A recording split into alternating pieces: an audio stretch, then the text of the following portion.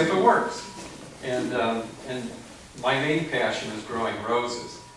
And if you ever try to grow roses, or if you read any rose literature, you find conflicting ideas on how people should grow roses, what you should spray, what you shouldn't spray, what kind of fertilizer, what kind not.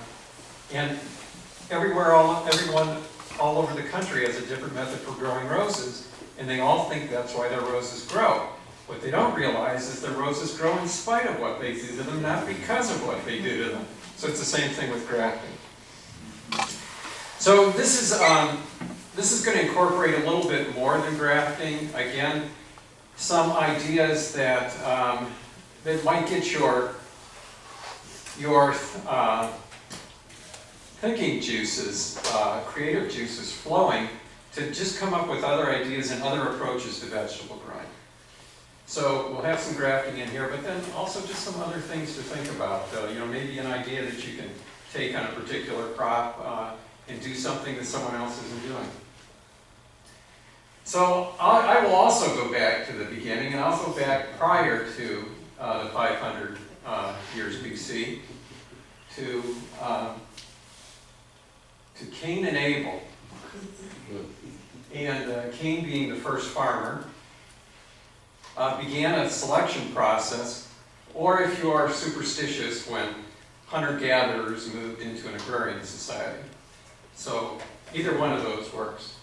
But what people started doing back then is they began to tame wild grains and then other food crops, was they began, and I think it was unconsciously, but a selection process.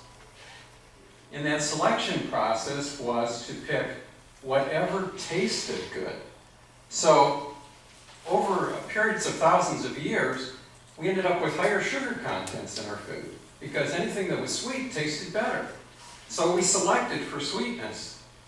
And there's a great book out that, I don't know if you're familiar with it, but it's called Eating on the Wild Side by Jo Robinson. And she's gone through, it's really helpful for anyone who goes to the grocery store and goes shopping, because she takes all the vegetables that you can find in the supermarket and grades them according to their phytonutrient contents.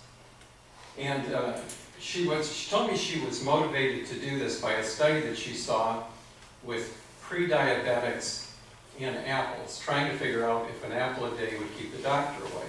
And I think this study's been done many times, but in this particular one, they had a control group and then they had the pre-diabetics. And they would go through, and one day for 30 days in a row, they would eat an apple. And at the end of the 30 days, they tested their sugar levels. And in both groups, the sugar levels were higher than prior to eating the apples one a day. So the initial conclusion was that this is a myth, that an apple a day is not good for you. It's actually detrimental, especially if you're pre-diabetic. But then somebody got the idea, maybe it was the kind of apple, because they were using Golden Delicious. So they repeated this study, and they used Granny Smith apples. At the end of the 30 days, sugar levels were down in both test groups. So that got her to thinking. She started thinking, the nutrient contents of all the foods we eat are going to be somewhat different. And again, how have we chosen our foods? Nobody has done it for the nutrient contents in the past. It's just been flavor and, and there's other things, of course, health of the plant and the ease of growing and productivity and stuff like that. But generally, I think that plant material, vegetable materials have been chosen to satisfy our palates, our sweet tooth. An example of this is, look at the evolution of corn. I think it was your chart, or maybe it was Sanjin's chart, that showed in the history when grafting took place and began in Asia in 1950. And I was thinking, I was born before grafting began to take place. So, but one of the things that happened during that time period, when I was a kid, the number one corn on the market was, sweet corn was called Golden Bantam. And it was 15% sugar, and everybody would cook up their sweet corn, put some butter on it, and it was great. But as we began to develop and selecting for the super sweet genetic factors in the corn, the sugar levels in corn began to rise to the point where now some sweet corns are 60 to 70% sugar, lower than the amount of sugar in some candy. I mean, higher than the amount of sugar in some candy. So you have super sweet corn, but is it really healthy for you? You know, diabetics can't eat that super sweet corn. Well, Dr. Alan Capular, who is a brilliant man, a little odd, but very brilliant, has been working on a corn that he calls double red. And this is a sweet corn that is 15% sugar, just like the old Golden Bantam. But the new super sweet corns are 6 to 8% sugar or protein. This is 30% protein.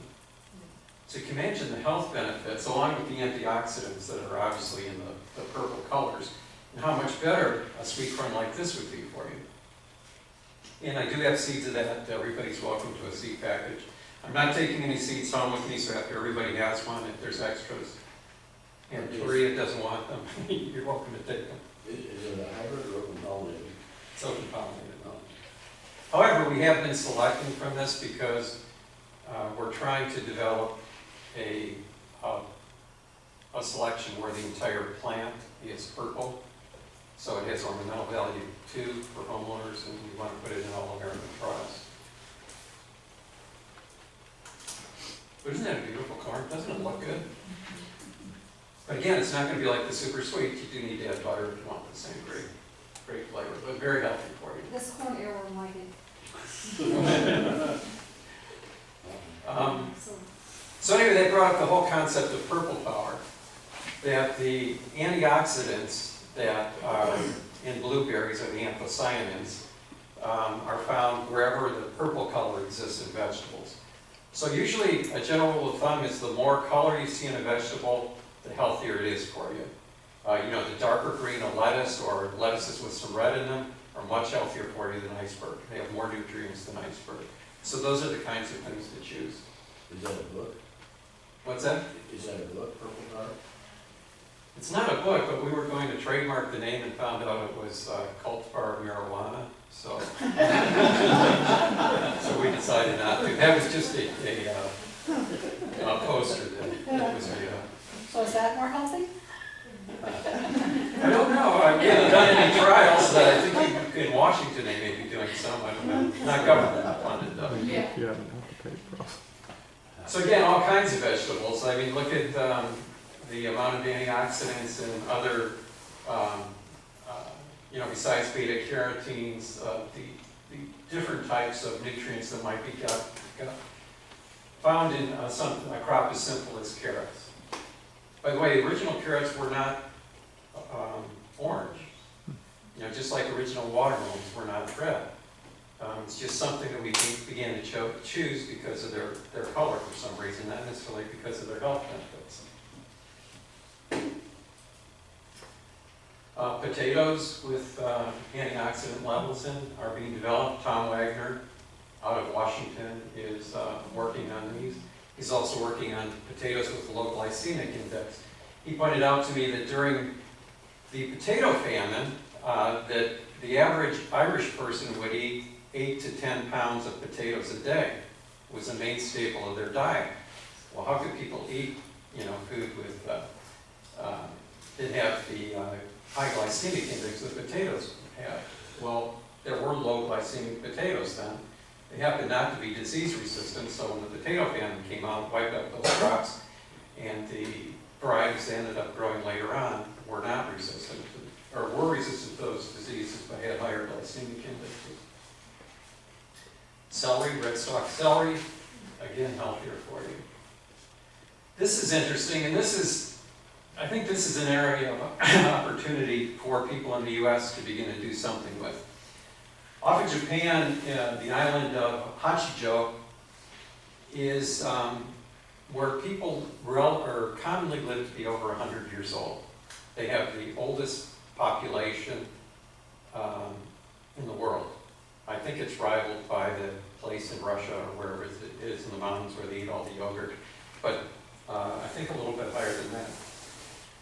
So why do the people in that area live to be so much longer? We don't know for sure, but part of it might be due to daily intake of Ashitaba. Ashitaba is a species of Angelica keiski, and Ashitaba contains a antioxidant and a group of chemicals called chalcones. I hope I'm pronouncing that right. There's not a lot of research done in this area. But some of the research that's been done with chalcones show that they control things such as being anti-diabetic, anti-neoplastic, anti-hypertensive, all those things that make it look like just a wonder drug. However, if you buy Ashitaba tea, which comes from Japan, it comes with a warning that says may contain cancer-causing properties. But who knows? So I drink a cup of Ashitaba tea every day. But there's nowhere producing it in the U.S. It has to come from Japan. So I think that'd be a great crop for somebody to begin growing here.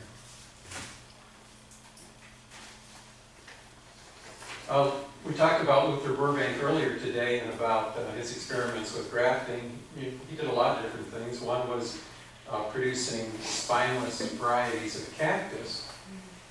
And we found out that eating that cactus reduces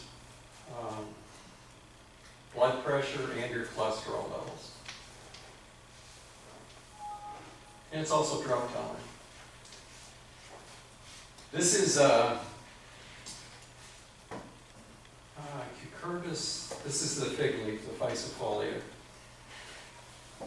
There's, have any of you ever grown this just as an ornamental? In Mexico and South America, it's called chilicaote. And it actually was one of the lost crops of the Incas.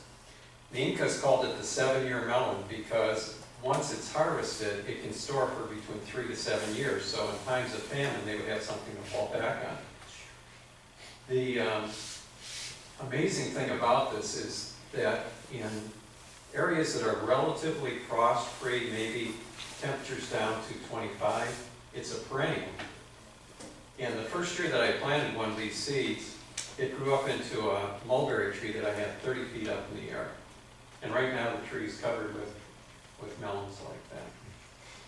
But going back to some of these ancient crops, a lot of those were before we got into the hybridization process, and when plants were still relatively new to developing, they were a lot more nutritious for you. Oca is another crop that's rapidly becoming popular in the U.S., and I think up in the Pacific Northwest they're starting to grow a lot of oca. And it kind of tastes like, if you've never had oca, cooked oca tastes something like mashed potatoes with sour cream already added to them. Or you can eat them crunchy. Here's an idea for a crop that a grower in California told me that she was getting 50 cents, 25 or 50 cents for each flower bud. And she was selling them to bars in New York City. And they're known as buzz buttons, or sometimes called the toothache plant. And what they're using them for in culture today is taking the edge of your mixed drink and rubbing this around the side of the drink so that when you take a sip of whatever it is, you get a tingling feeling in your mouth. It's called the toothache plant because if you chew on it, it'll numb the area that you're biting on. So if you want a little bit of a buzz, you can try something like that. But again, it's not a major crop. I wouldn't plant even 5 acres of it. But it'll grow anywhere in the country, and just a fun thing to do. So the point of all this is just to look for something different, something that the competitor's not doing. As I mentioned to someone earlier, if you're growing the same crop that the farm down the street is growing, the only way you're going to compete is on price. If you're growing something no one else in the area is growing, you know, then you can gain your price to a certain extent. Pretzel beans, another unusual crop. Glass gem corn. This was, a lot of you probably seen this picture on the internet. That's exactly what that corn looks like, another ancient corn that was a result of modern breeding. And even though it's a flint corn for flour, it can also be used as a popcorn. But just a, you know, a fun thing to grow in your yard just because it's so pretty. Mouse melons is another crop. But right now there's a really high demand for mouse melons, also known as Mexican sour gherkins. They're a little bit bigger than a grape, and they have the flavor of a like a little sour cucumber, not astringent or pungent, but just a little bit of sourness to them. I had one of my farmers that was growing those, selling them for $12.99 wholesale. $12.99 A pound wholesale. See And what I was then- saying? It's yeah. no one else was growing them. Retailing them for $15.99 at the local market. You know, and even a lot of specialty chains, people like Whole Foods, you know, will buy as many of these as they can get. And this is really easy to grow. Real easy to grow. Great for pickling too. Really delicious for pickling. I don't think it tastes awful. I really like it. Great in salads, great fresh. However, if you want a real melon that size, there is one called Rich Sweetness that you can grow. I don't know what the market for that would be. I just thought it was a cute picture.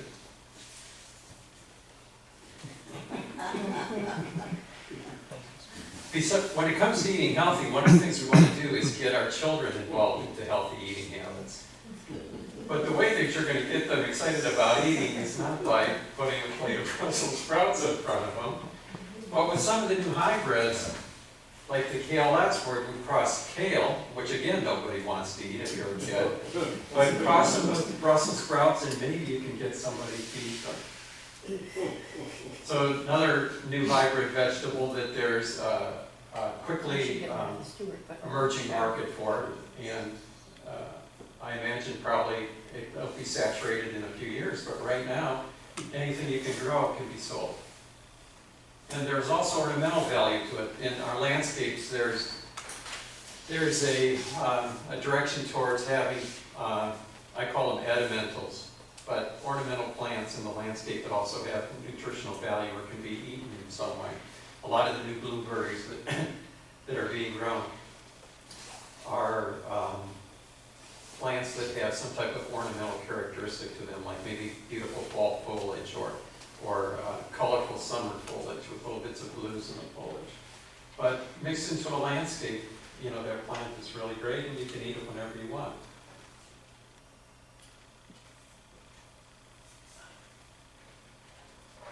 They even look cute. We have trademarked and come out with a perennial kale in zone 6 and warmer that is vegetative. It never goes to seed, so it has to be propagated from cuttings. And it's ornamental, so you can put it in the landscape. It looks really pretty. And one of its characteristics is that during the summer, when the heat turns other kales bitter, this one stays tender and smooth. So again, you have, in warmer climates, you have a year-round project. Somebody told me that they grew it in, I think it was in Ohio, and it survived temperatures to 15 below zero, but when it hit 17 below zero, it killed. So a lot harder than some people think. But certainly with minimal covering during the winter, it would make a great crop. These peas were also bred by Dr. Alan Capular. This is a yellow snap pea and sugar magnolia. It's a purple snap pea and then magnolia blossom. But the one that I brought you today, I don't have a picture of it up yet, but the one that I brought you is called Green Beauty. And it's an edible pod pea, but one of the exciting things about it is if you've grown edible pod peas, you know that as the pod matures, it becomes unedible. And you can still eat the peas inside as they develop, but the pod is inedible. On Green Beauty, the pod always stays tender. And Alice, my business partner, said that in Oregon she picked some off dead plants that were still tender. So again, it's just all kinds of breeding work is being done around the world, but because it's not being done by huge conglomerates, it's being done by individual breeders, there's no way to get that information out to the public. So one of the things my company does is try to research those breeders, and we sign contracts with them. And we tell them, you know, you bring us the product, we'll test it. If we think there's value to it, we'll grow it out, we'll sell the seeds, and then we'll give you a percentage of everything that we sell. Yes? Like they need to apply for a SARE grant to do marketing. There you go. See, this is meant to inspire your thinking. SALANOVA lettuce was, some of you may be familiar with, but the exciting development about this lettuce is that each one's an individual serving. Every one of the leaves is roughly the same size, so that when you buy the plant in the store, the head of lettuce in the store, take it home, cut off the bottom of it, everything falls apart into a ready-cut salad. Everything is the same size. Or if you grow it in your house at your home, the same type of thing. Pixie grapes was another great plant that originally work was done in Washington State on this. I think it either went from Cornell to Washington State or from Washington State to Cornell. Anyway, it ended up in Canada. And pixie grapes are the world's first miniature grape. The plant is the result of a genetic mutation and only gets to be about 24 inches tall when it's full grown and it's ever bearing. The genetic mutation is that the plant cells don't respond to gibberellins. So since the cells don't respond to growth hormones, they don't grow. All they do is leaf out and set fruit. I mean, they grow minimally. So people that don't have orchards and live in condominiums or have small patios, again, those male millennials we're talking about can have this little plant on their patio and grow a plant that's going to produce for them, you know, 3 or 4 times during the growing season, and just be a topic of conversation. How big are the grapes? The grapes are like those little cocktail grapes, the little champagne grapes. Somebody said, well, could you make wine out of them? Because they are wine varieties of grapes that we have. And I said, well, how do you think the airlines get those little bottles of wine? But an interesting fact is that they've been able to find that genetic marker. So in their breeding, they test all their seedlings to see if the marker's there. If it's not, they can throw those plants away and continue their breeding work to develop new varieties. Is it seeded or seedless? Well, you know, when the grape's that small, it doesn't make any difference. There's usually one tiny seed in there, and you don't even notice it if you eat it. And this variety is Pinot Meunier, which is one of the 3 grapes that goes into making champagne, so very sweet. A lot of wine grapes don't have good flavor, but this one really does. The only problem with this is trying to produce it. Since it doesn't grow, it's very difficult to get enough cuttings to make new plants. We had 70,000 plants we were able to produce this year, and we sold out, and we had one customer that wanted us to quote them on 150,000 plants. And we just couldn't produce it this year. We're working on new techniques to be able to do that more efficiently, so hopefully down the road there'll be more pixie grapes. Isn't that a cute little retail package for sale? This is something that Whole Foods will buy every one that you can get them, the new pine berry. It's called a pine berry. It's a strawberry, an albino strawberry basically, that has a little bit of a pineapple flavor to it. It has to be grown, if I'm not mistaken, with a pollinator in order to develop. I saw it on the shelf in Columbia Menards 2 days ago. Really? Yeah, it might be a Menards here. Did you notice the price by any Yeah, chance? Was it in a pot or a yeah. fork pot? More expensive than regular strawberries. A lot more expensive. But again, you don't have to compete on price. Okay, so we're back to grafting now, just because this talk was supposed to be about grafting. You can make a case for a lot of different events throughout the course of human history, but I boiled it down to 4 events that I think changed the course of the development of civilization. And obviously you would have to say that the first event was the discovery of fire. And that doesn't need much explanation, but you know how that affected the world. The second, I'm going to bypass the wheel and say that the second major event was the invention of the printing press with movable type, because that brought information to the general masses in a way that wasn't available before. Prior to then, all reading material was, hand copied by scribes, and monks did most of that work. And the general public just didn't have access to books. So that was, I think, the second.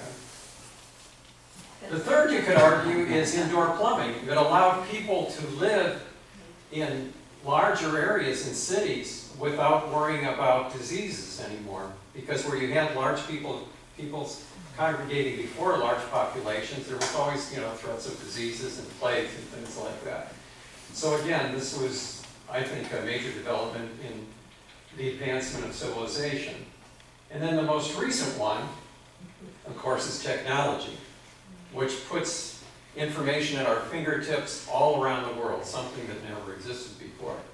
And I think that civilization has now advanced to the point where we can multitask, and we can use a lot of these advancements at one time together and get information at our fingertips and use some of the other things that have happened.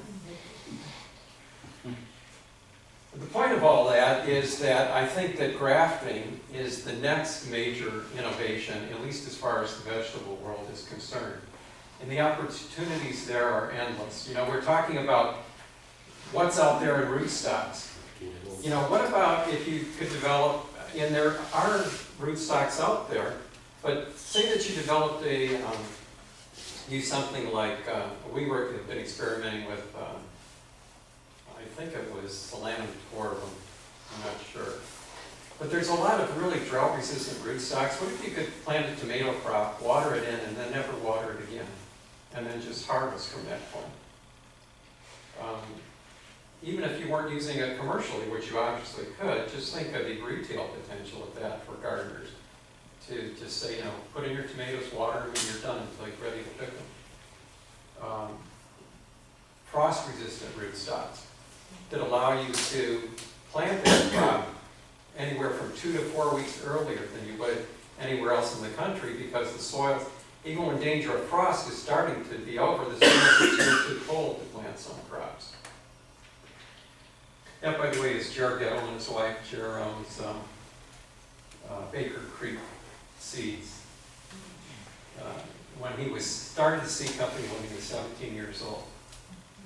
And by the time he was 29, he was selling internationally, and has probably the largest private seed company in the world right now. And it still dresses like that. So these are some of the techniques that we'll go over, the tube grafting. I really agree with what Dr. Miles said, that it's probably the most foolproof method. Anybody can do it. I did, by the way, for everyone who shows up tomorrow, I do have an anise noir, which is a green pineapple heirloom, grafted onto maxi port. Everybody can take one home and plant it and grow it and see what your results are.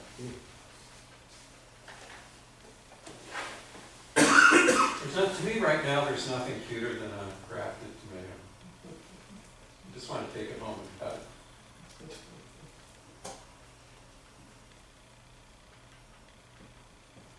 And again, those are the results that we're seeing outdoors with our grafts versus non-grafts. And we're using Imperador, which I was telling Carrie I was interested to hear that they weren't getting that big a production in the houses off of Imperador, when you can obviously see the difference outside. This picture was up in Oregon too, and so we get the same results. In the southern states, but it seems even more pronounced in the areas where it gets cold. And again, the eggplant, the difference between grafted and non-grafted. We only graft two right now. One is dusky, the other is pink tongue, which I've been told is the #1 variety for China. Heirloom variety anyway.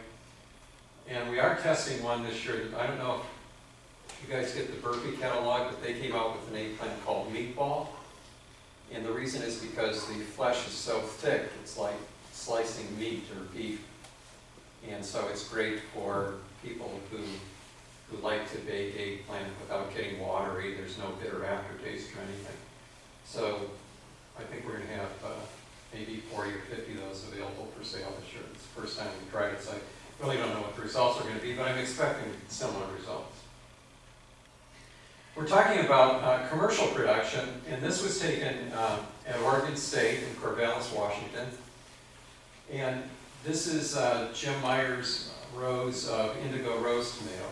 Row of indigo rose tomatoes.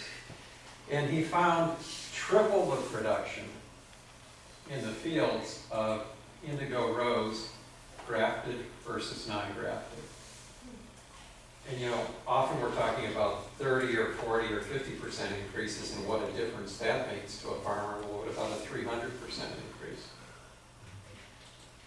You know, some of the other things to consider when planting grafted is you have the expense that Carol was saying. You have to consider the expense of grafted versus non-grafted, and I think Carrie will probably go into the practicality of that too. Then also figure, even though each per plant it might be more expensive, maybe you don't need as many plants. If you can triple the production, maybe you plant 1/3 less and get double the production.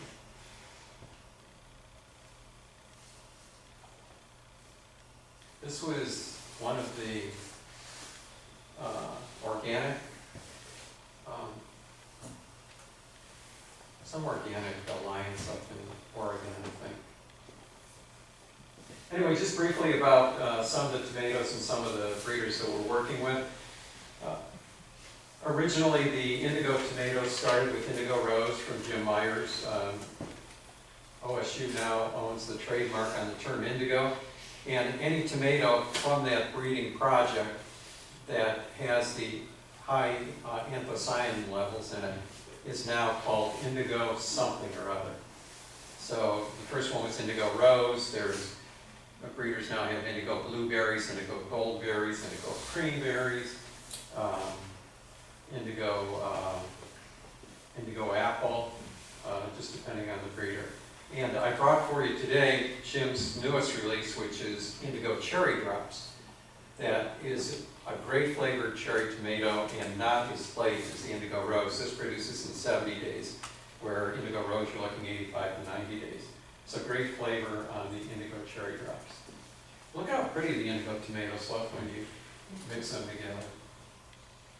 Again, we were talking earlier today about how chefs are looking not only for tomatoes that taste good, but tomatoes that are visually appealing. Indigo tomatoes, by the way, especially indigo rose, are great for cooking. We sold 9 million seeds to Italy because their chefs over there think it's one of the best for cooking.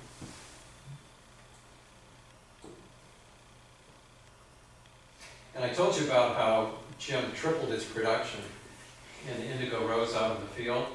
You can see how here's a plant not grafted next to one that is. We grew one in Vista, California in a wine barrel, and we grew it for California plant trials.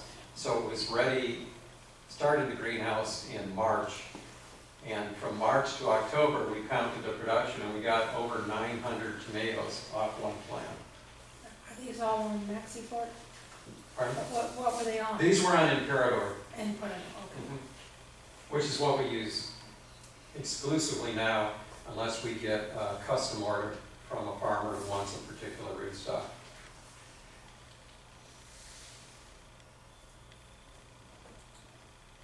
This is one of the new indigo varieties that hasn't been named yet that Jim's working on. The indigo tomatoes that were so popular, they were on a billboard in Times Square.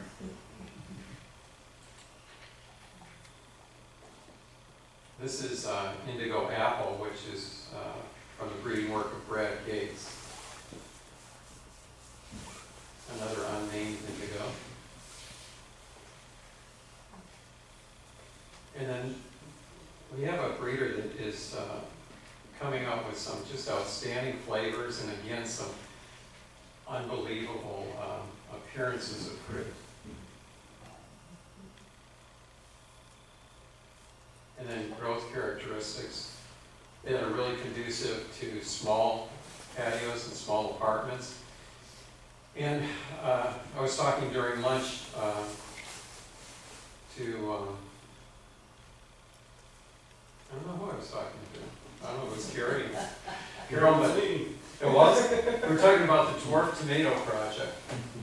And this is one of the things that technology has now allowed us to do. About 15 years ago, someone rediscovered a tomato from around the late 19-teens up to around 1920 or something. But there was a tomato that came out that was called New Big Dwarf. And I don't know what the old Big Dwarf was, but back then the New Big Dwarf was a plant that would only get to be about knee-high and produce tomatoes that were 1.5 to 2 pounds apiece. Someone rediscovered this about 15 years ago and began using it in modern breeding work, just as a homeowner though. And through the internet they were able to communicate with other people around the world who were interested in doing the same thing. They were able to share pictures and they started sharing seeds around the world. So now this group has produced about 60 varieties of the dwarf tomatoes that are available, and they all have similar characteristics. Really rugose, crinkly leaves, stocky plants that I mentioned look like little sumo wrestlers. You know, they don't even need a cage. Or if you do have a cage, they will fit in the cage, unlike the ones you normally buy at your home improvement stores that are good for peonies, maybe as peony hoops, but if you put a tomato in them, they pull the tomato until it gets to be this size and it just falls on the ground. But these you don't need that for. So great for container growing, and just interesting for patios. That's one of the largest. That's a full-grown dwarf tomato. The person in the picture is Craig LeHoulier out of North Carolina, who pretty much heads up the project, and he's now the seed advisor for tomatoes for seeds. What's the name of the company? Here, I don't see a company in my mind, just went blank. Seeds of change. Seeds what? Of change. Not Seeds of Change. Seed Savers Exchange? Seed Savers Exchange, right. My seed partner is the son of the people who started Seed Savers Exchange, so you would think I would remember that name. So does it just have like little short internodes, or? Yeah, the internodes are shorter. So it's And it's just- determinate or indeterminate? That's an excellent question. The Or answer is is, it one of those semi-determinate? the answer is neither. Yeah, there we go. All the above. All of the above. Let's see, how do I get back to where I was? One that says from current slide. Oh, that wasn't it. Yeah, so what it is it's an indeterminate determinant. Uh-huh. So it continues to grow and produce. It doesn't produce all at one time, like determinate tomatoes, but stops its growth at pretty much the same point. This is the one of Dr. Island Caterpillars. This fascinates me. It's one of his new plants called Geranium Kiss. Only gets to be about this tall, and the inflorescences that it produces are Keep going, one more. are that. You can have 100 to 200 flowers in one cluster, all on top of the tomato plant. So you get this plant that's just covered with this massive tomatoes. And the name, if you want to know where the name Geranium Kiss comes from, Yeah. look for Bob Dylan's Sad-Eyed Lady of the Lowlands Yes. and read the lyrics. Yeah, but they're really sweet. I'm not a tomato eater. Oh. But it just amazes me. So there's a lot of work being done with the multiflora type of tomatoes. I shouldn't say a lot of work, but there's more work than was being done a few years ago. You can get anywhere from 30 to, I think the most we counted was 100 20 tomatoes in one cluster. So some of the breeders we work with, again, Dr. Jim Myers out of Oregon State University, who started with Indigo Rose. Now he's come out with, on the top, Indigo Pear Drops and Indigo Cherry Drops. The one I brought the seeds for is the Indigo Cherry Drops. The Indigo Pear Drops is unique because of its shape, and it's one that's not widely available yet. We're still trying to produce the seed on that. But it sure looks pretty, and again, in salads, it's great. There's Indigo Cherry Drops. They look like little cherries, don't they? And just about as sweet as cherries.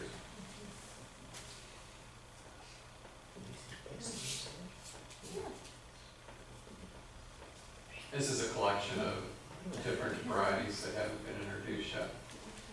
Fred Hempel is the artisan breeder, and his tomatoes are probably good to use in research projects to find out if you have disease, because they're not resistant to any soil-borne diseases. But grafted, the flavor on them is just fantastic. And he has some he calls his elongated cherry tomatoes, the Tiger series, he calls those julienne type tomatoes, because of their elongation. The chefs can chop them in a julienne style fashion. So they really like that. And the round ones are called bumblebees. Two of the tigers, Green Tiger and Blush Tiger, I would put in my personal list of the 10 best tasting tomato varieties in the world. They have phenomenal flavors. The Green Tiger, a little bit more of a tomato flavor. Blush Tiger has a tropical flavor to it and a lot of sweetness. I prefer sweet tomatoes, but I really like the Green Tiger, even though it has a little bit more acid, but I think it adds to the character of the tomato flavor. The bumblebees all have slight striping in them. The trouble with Green Tiger is the same trouble with all green tomatoes. People never know when to pick them, so they're not as popular. But a lot of great flavor in some of the green tomatoes. And there's Blush Tiger.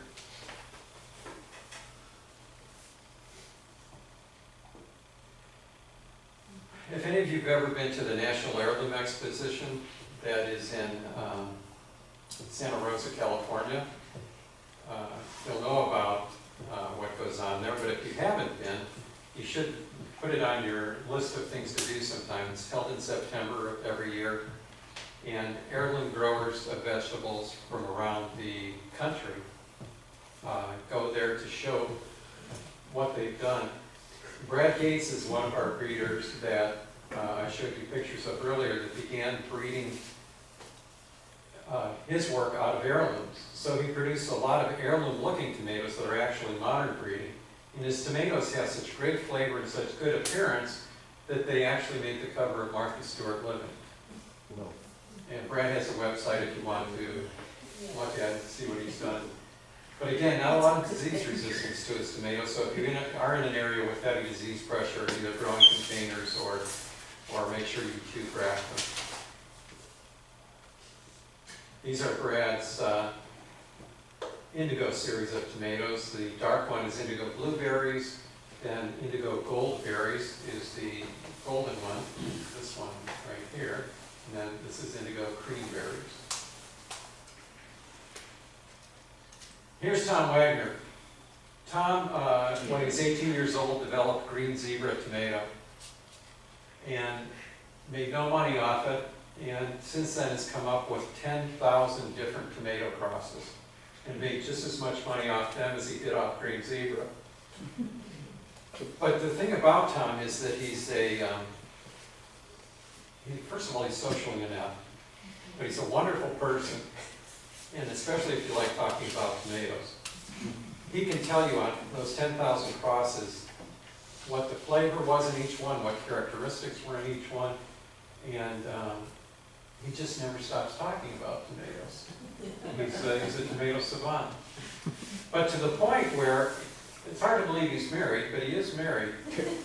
And he hides tomato seeds underneath his mattress so his wife won't find them. Because wherever she sees them, she just picks them up and throws them away. Because he's obsessive to that point. But he's come up with a lot of great developments. If there was somebody that could follow him around and channel his genius, somebody could make money. One of the things he's really good at is in naming tomatoes, I think, and with great commercial appeal. And one of his indigo tomatoes was called Dancing with Smurfs. And it's just a great retail name. Who wouldn't want to grow a tomato called Dancing with Smurfs? And again, we grafted some of his varieties, and his varieties grafted are really productive. One that isn't on the market yet that we just tested in our fields last year was an orange brandy wine, which I think has a better flavor than regular brandy wine. So hopefully that'll make it to market in a couple of years. Then we talked earlier today about ketchup and fries. I mentioned that we have been working on that project for about 5 or 6 years, and we're never able to make it successful to the point, or reliably successful to where we could make a profit. And then we saw that it had been done in Europe by Thompson & Morgan. Found out that Thompson & Morgan had Beacon Camp out of Holland, developed the technique for them. So we went to Beacon Camp and said, we'd like to license that technology. And they said, well, you can, but you have to call it Tom-tato. We said, well, no offense to England, but we don't think that's a great name for the US. We have already trademarked the name ketchup and fries. So they went back to Thompson & Morgan, and Thompson & Morgan said, well, if they call it ketchup and fries by Tom-tato, that's okay with us. I think that what they really wanted was just a royalty, so we did offer to give them the royalty without the Tom-tato name. Tom-tato is better than what they call it in New Zealand, and that's tomato Tom. I don't know if that's much of an improvement. But anyway, an example of what can be done with grafting. You know, try interspecific grafting. You might come up with some new ideas.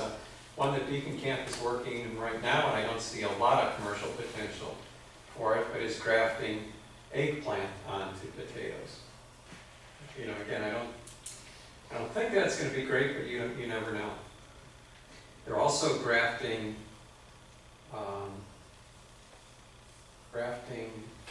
cabbage onto radishes, onto those Japanese radishes. That would make sense when you're ready to harvest your cabbage. You just pull the whole thing up and you've got this giant radish down below. Anyway, the sky's the limit. Just put on your creative hats and just think about it. We talked about, remember the picture of the child sitting in front of the plate of Brussels sprouts. Well, trying to get children interested in growing things and eating fresh fruits, if you said, hey, you want to know where McDonald's gets their ketchup and fries? Let me show you. We're going to grow one in our backyard. That's it, like Santa Claus. It's not exactly the truth, but this is a fun thing for them to do. The tomato is right now the world's sweetest tomato. It has a Brix level of 13. And the old world's sweetest tomato was Sun Sugar, which had a Brix level of 10. So this is 30% sweeter than what was the world's sweetest tomato. What's the cultivar? Sweet Aperitif. It's a variety out of England. So what would be the economic potential of something like this? Only at a retail level. It's not going to be for farmers. You're not going to. It's not something you want to talk farmers into growing. But at a retail level, or mail order. Do they get Colorado potato beetles? That's a good thing to study. We are working with Michigan State on some. Do the potato beetles just attack the leaves? As far as I know. Because this has got tomato leaves on the top. So. Oh, you know if they were there. Also, I should point out that one problem we are running into this is that we, for the last 5 years, have been telling people, whatever you do, don't bury the graft on your grafted vegetables. Because if you do, then the cyan roots and diseases, all kinds of pathogens can go up into the top of the tomato, and you lose the advantage of the graft. This is the only one where we have to tell people, make sure you bury the graft. Because you get better potato production if some of the potato roots end up, or leaves end up coming, and you kind of have photosynthesis going on between both crops. What variety of potato is that? This was a we switched it this year. Last year it was a commercial variety that out of Europe called Fontaine. We found out that wasn't the best for American soils because of actually it was because I think the latitude difference. So I started to say we are working with Michigan State this year, and we're testing 5 of their varieties that they think have good potential for homeowners, and they're really productive, and some that are different colors of potato. So we're going to test those this year and see what happens. So how much potatoes do you get on average? In England, they were getting 4.5 to 5 pounds. Yeah. And again, if you think, I've got the world's sweetest tomatoes all year long, and it's just a bonus at the end of the year if I pull up some potatoes. Again, I think it is a novelty, no question about that, but something to get people excited about gardening. How do you harvest the things? You don't harvest the potatoes until the end of the season. After the frost has killed the tomato plants, you just cut off the top, wait about 10 days, and then you dig up your potato crop. Does work better in containers than in the soil. If you have heavy soils, not conducive to good potato production.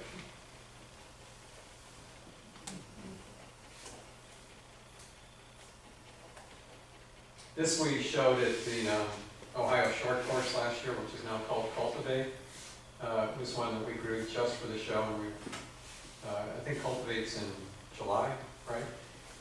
And we started one earlier in the year and then just pulled it up to see what was developing. And so by July, I think we put in our plant at the end of April. So from April to July, we got that kind of production. I thought kind of.